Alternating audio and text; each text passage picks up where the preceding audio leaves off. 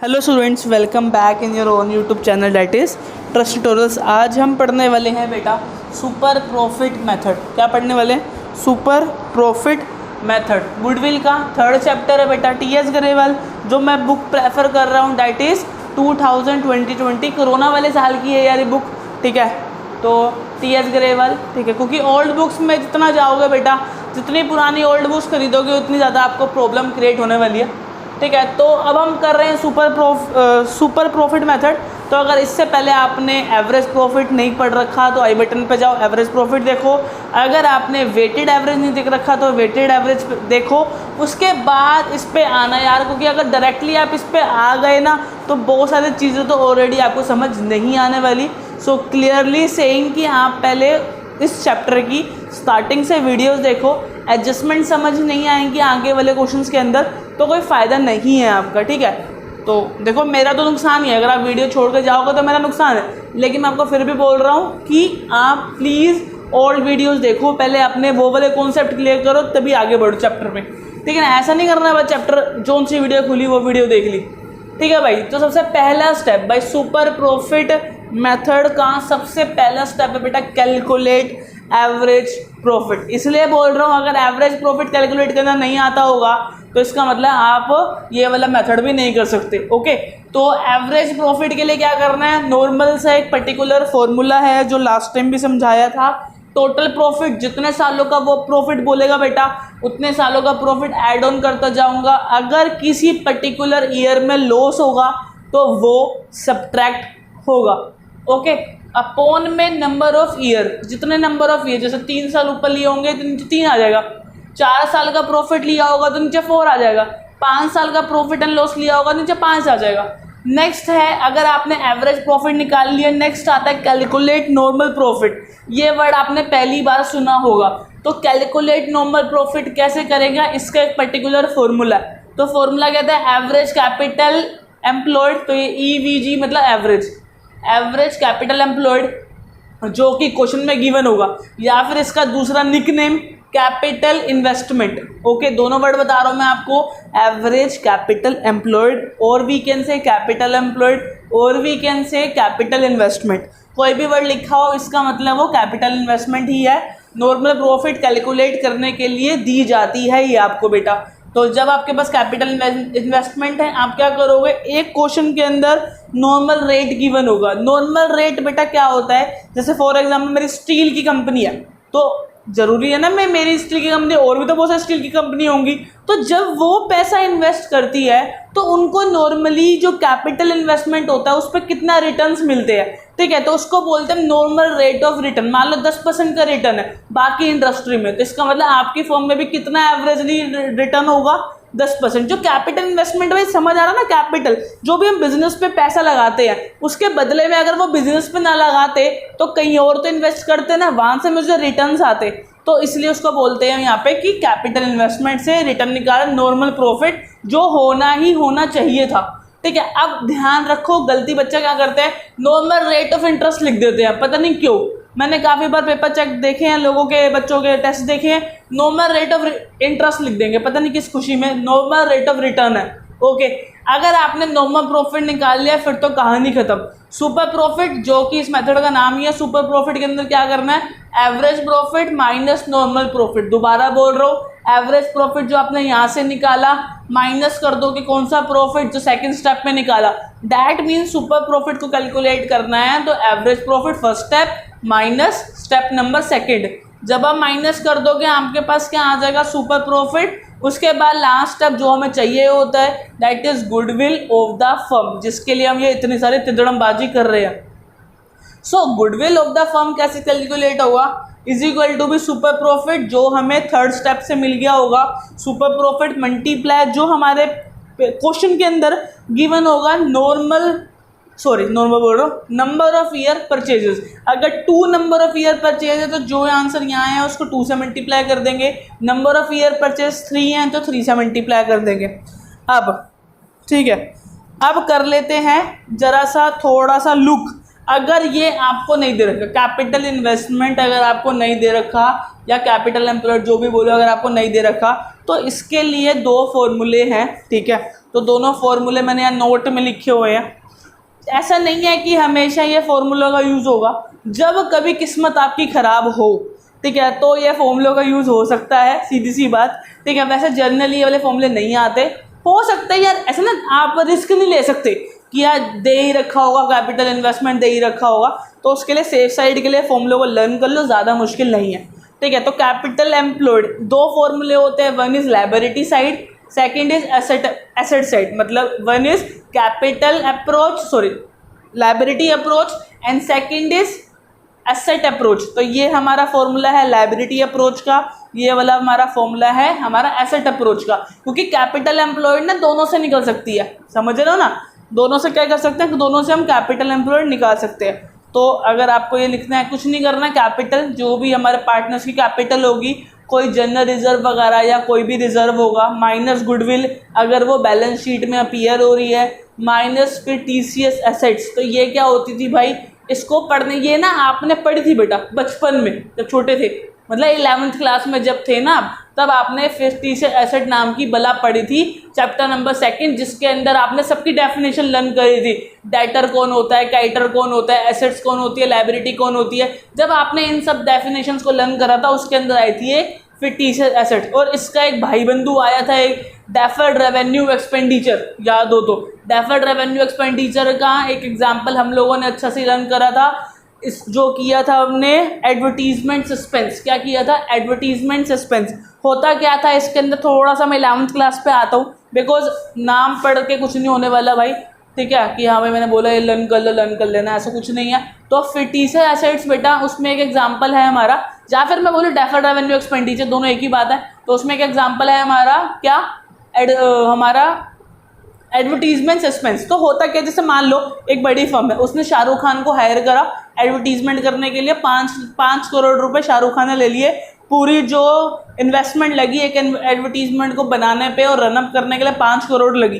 कितने लगी, 5 करोड़। अब 5 करोड़ के 5 करोड़ अगर मैं सीधा profit and loss expenditure account में डाल दूँ ना, एक्सपेंस दिखा दूँ 5 करोड़ का, तो वो फर्म बहुत ज़्यादा नेगेटिव में चली जाएगी।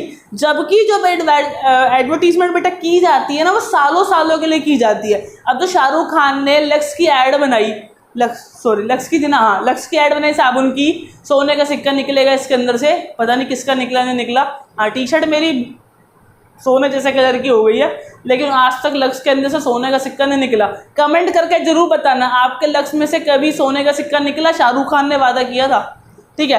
तो उसके अंदर 5 करोड़ के 5 करोड़ अगर मैं क्या कर दूं, अगर मैं सारे के सारे एक्सपेंस के अंदर दिखा दूं, तो प्रॉफिट एंड लॉस के अंदर मुझे नेट लॉस शो हो जाएगा, और नेट लॉस होगा तो मेरे शेयर्स कोई मार्केट में नहीं बिकेंगे, मेरी जो बोनस वगैरह वो मैं नहीं दे पाऊंगा। तो बहुत सारी चीज़ें, आपकी जो प्रेजेंटेशन है फर्म की वो ख़राब हो जाएगी, एक जो इम्पैक्ट है फर्म का वो ख़राब हो जाएगा, जिसकी वजह से उस 5 करोड़ को एक साथ ना दिखाकर 5 सालों में 1-1 करोड़ दिखा के 1 करोड़ का एक्सपेंस और 4 करोड़ रुपए डेफर्ड रेवेन्यू एक्सपेंडिचर और वी कैन से फिटिशर एसेट्स के अंदर डाल दिए जाते हैं, कि हाँ उसको एक एसेट मान लिया जाता है। और वो एसेट कैसी होती है, इनटेंजिबल एसेट्स होती है, दैट इज हमारी एवरेज कह रहा हूँ, क्या हो गया आज, एवरेज नहीं, एडवर्टीजमेंट सस्पेंस। और इसका एक और एग्जांपल भी है, डिस्काउंट ऑन रिडम्पशन और डिबेंचर। तो वो आगे आने वाली, हम जब थर्ड बुक करेंगे बेटा, सेकंड बुक करेंगे कंपनी, तब आएगा डिस्काउंट ऑन रिडम्पशन और डिबेंचर, तो तब मैं समझाऊंगा कि वो क्या है। वो भी एक फिटिशर एसेट का एग्जांपल है। Minus non trade investment. Non trade investment समझ रहे हो ना, शूज़ का काम है तो शूज़ के अंदर इन्वेस्टमेंट करूंगा तो ट्रेड इन्वेस्टमेंट है। कहीं और इन्वेस्टमेंट कर रहा हूँ, किसी और कंपनी के शेयर खरीद रहा हूँ, किसी और कंपनी के डिबेंचर्स खरीद रहा हूँ, that is non trade investment. जिसके अंदर मैं डील कर रहा हूँ, मैं उसके अंदर इन्वेस्टमेंट नहीं कर रहा, मैं कहीं और इन्वेस्टमेंट कर रहा हूँ। तो बस फॉर्मूला लर्न करना है, capital plus reserves minus goodwill minus fictitious assets minus non trade investment. ऊपर वाला लर्न हो गया तो नीचे वाला बहुत आसान है। टोटल एसेट, सारी एसेट, पूरी बैलेंस शीट में जितनी एसेट है सबको प्लस करके minus goodwill minus fictitious assets minus non trade investment और माइनस आउटसाइडर लायबिलिटी। अब ये देखो, आउटसाइडर लायबिलिटी जैसे क्रेडिटर, बिल्स पेबल, ये सब आउटसाइड लायबिलिटी है, इंटरनल लायबिलिटीज नहीं है। इंटरनल लायबिलिटीज होती हैं जैसे कि कैपिटल इंटरनल लायबिलिटी है, पार्टनर्स की लायबिलिटी है वो। ओके, सो अब इतना सारा लेक्चर देने के बाद now come on the illustration number 10 that is TS Grewal edition 2020। Sorry page number नहीं है मेरे पास, तो पेज नंबर भी बता देता आपको। तो आपको बस ये सीक्वेंस फॉलो करना है, ये क्वेश्चन होता चला जाएगा। तो सबसे पहले जो मेन काम है बेटा, आपका 20% क्वेश्चन तभी खत्म हो जाता है जब आप अपने क्वेश्चन को अच्छे तरीके से पढ़ लेते हो, जो जो उसमें मेंशन है उसको दिमाग में फिट कर लेते हो। ठीक है, तो सबसे पहले बोल रहा है a firm earn net profit during the last 3 year are 18,000, 20,000, 22,000. So there are some profits of the last 3 years. The capital investment of the firm is 60,000. मतलब आपको ये फॉर्मूला लगाने की नीड नहीं है, सीधे सीधा उसने दे दिया 60,000 कैपिटल एम्प्लॉयड है। उसके बाद उस कैपिटल इन्वेस्टमेंट है, उसने मतलब नॉर्मल रेट ऑफ रिटर्न्स जो दे रखे हैं 10% होते हैं, 10% दे रखे हैं आपको।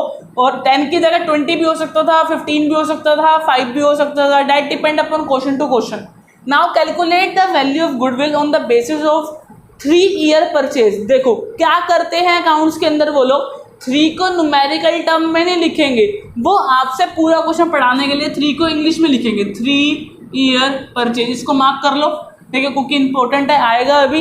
ये 10% भी इंपॉर्टेंट है, ये 60% कैपिटल एम्प्लॉयड भी इंपॉर्टेंट है, और ये तो दिखे रहे हैं दूर से। और आपको क्या करना है, एवरेज सुपर प्रॉफिट से लास्ट 3 ईयर की हमारा गुडविल निकालना है लास्ट ईयर का। ठीक है, तो हमने क्या करना है, पहला स्टेप क्या था, एवरेज प्रॉफिट क्या होगा, फॉर्मूला देखा, टोटल। देखो मैं फॉर्मूला ले सकता बिकॉज जगह यहाँ पे इतनी नहीं है, तो सो प्लीज आप लोग फॉर्मूला जरूर लिखना। टोटल प्रॉफिट मतलब 18,000 प्लस 20,000 प्लस 22,000 बाय कितने साल हो गए, 3 साल हो गए। इनको टोटल करते हैं, ये 18 और ये 22, तो ये हो गया 40 और ये हो गया 60,000। 60,000 by 3 that is 20,000 rupees. Okay, ये बार फिर चेक कर लेते हैं, 2 2 4 5 6। ठीक है जी, सेकेंड स्टेप हमारा बेटा क्या है, नॉर्मल प्रॉफिट। तो लिखेंगे नॉर्मल प्रॉफिट। मैं दोबारा बोल रहा हूँ फॉर्मूला लिखने की मेरे पास जगह नहीं है, आप लोगों के पास कॉपी है तो वहाँ नोट डाउन कर लेना। Normal profit is equal to capital employed या कैपिटल इन्वेस्टमेंट। तो कैपिटल इन्वेस्टमेंट दे रखी है बेटा, कितने की है, 60,000 की है मेरे ख्याल से। कहाँ गई ये 60,000, multiply normal rate of interest, बिल्कुल भी नहीं, नॉर्मल रेट ऑफ रिटर्न्स कितना है, 10% डिवाइड बाय 100। तो मेरे ख्याल से तो ये आगे सीधा 6,000 रुपये। कितनी आगे बेटा, 6,000 रुपये। उसके बाद थर्ड स्टेप क्या है, सुपर प्रॉफिट निकालना। तो सुपर प्रॉफिट क्या होता है, first step minus second step, मतलब एवरेज प्रॉफिट में से जब आप नॉर्मल प्रॉफिट हटा दोगे तो कितना बच रहा है, 14,000। तो this is my super profit. Now the last step is goodwill of the firm